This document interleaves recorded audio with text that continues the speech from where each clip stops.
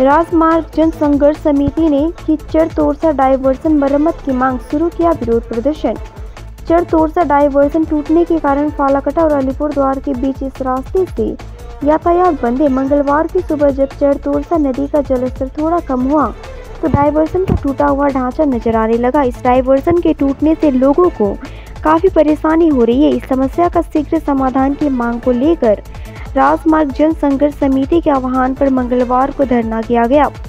आज डायवर्सन के बगल में धरना प्रदर्शन कार्यक्रम आयोजित किया गया और जल्द समस्या समाधान की मांग की गई।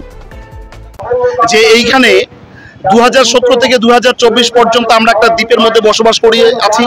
এই দ্বীপের লোকজন আমরা না আলিপুরে যেতে পারি না ফালাকাটা যেতে পারি।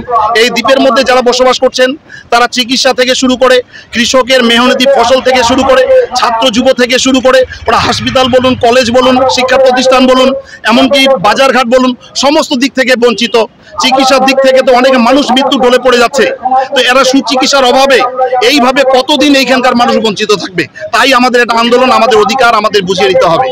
এখানে সমগ্র এইখানে রাজ্য সরকার হোক এবং কেন্দ্রীয় সরকার হোক, সমস্ত সরকার যখন ভোট আসে এরা ভোটের সময় উদয় হয়ে এসে মানুষের সম্মুখে এই সমস্যার কথা বলে আমরা ক্ষমতায় আসলে এটা করে দিব ওটা করে দিব, কিন্তু ক্ষমতা যখন পেয়ে যায় এখানকার মানুষকে তারা ভুলে যায়। আমি যদিও কোনো একটা রাজনৈতিক দলে বিলং করি, কিন্তু তথাপিও বলবো এখানে রাজ্য এবং কেন্দ্রীয় সরকার যেই সরকারই হোক না কেন সমস্ত সরকার এখানে দায়বদ্ধ। আমরা ভারতবর্ষের স্বাধীন নাগরিক, আমাদের স্বাধীনতার পরিপ্রেক্ষিতে আমাদের এই সুগম পরিষেবা দিতে তারা বদ্ধপরিকর। আমরা সেই সুযোগ পরিষেবা থেকে কেন বঞ্চিত, এটার জবাব রাজ্য এবং কেন্দ্রীয় সরকারকে দিতে হবে। আমার নাম হচ্ছে দীপক রায়, আমি গণসংগ্রাম কমিটির সেক্রেটারি হিসেবে আছি।